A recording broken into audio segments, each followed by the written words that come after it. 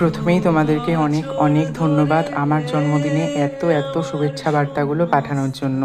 আমি চিরকৃতজ্ঞ তোমাদের কাছে। তো হ্যালো এভরিওয়ান, গুড মর্নিং সবাইকে। এই দিনটা ছিল 4th জুলাই, মানে আমার জন্মদিনের দিন, আর সেদিনেরই সারাদিনের একটা মিষ্টি ব্লগ তোমাদের সঙ্গে শেয়ার করছি। আশা করছি ভিডিওটা তোমাদের ভালো লাগবে। ভালো লাগলে প্লিজ একটা লাইক করে দিও। তো সকাল সকাল অনেক উইশ পাওয়ার পর এবার ফোন করেছে আমাদের পূজাদি।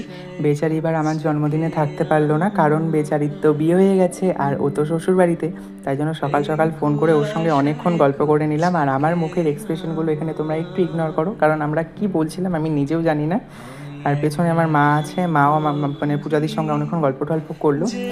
এরপর মাকে আমি কিছু ফুল তুলে দিলাম। আর আজকে পুজোটা মাই দেবে, মানে মা প্রতি বছর আমার জন্মদিনের দিন নিজেই পুজো দেয়। ঘরের পুজো তো কমপ্লিট করবে, তারপর চলে গেল মন্দিরে। মানে ঘরের পুজোটা আমি তোমাদের সঙ্গে আর শেয়ার করতে পারিনি।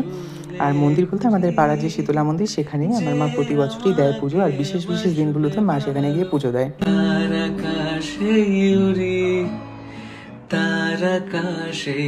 আজকে প্রচণ্ড গরম পড়েছে, তাই মা বলছিল আজকে ঘটে একটু বেশি বেশি করে জল দিতে, কারণ মা শীতলা ঠান্ডা থাকলে সবাই ঠান্ডা থাকবে।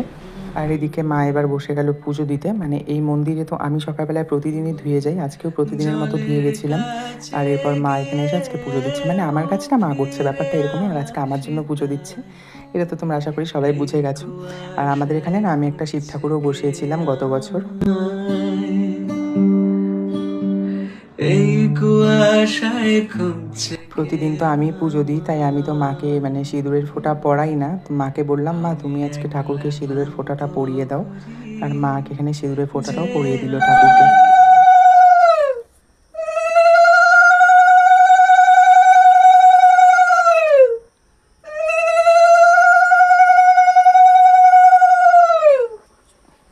আকাশটা দেখো, দেখে মনে হচ্ছে দুর্গাপুজো আর হাতে গোনা কয়েকটা দিন। সত্যি তো হাতে গোনা আর কয়েকটা দিন, কিন্তু মনে হচ্ছে পুজো একেবারে দোরগোড়ায় এসে করা নাড়ছে।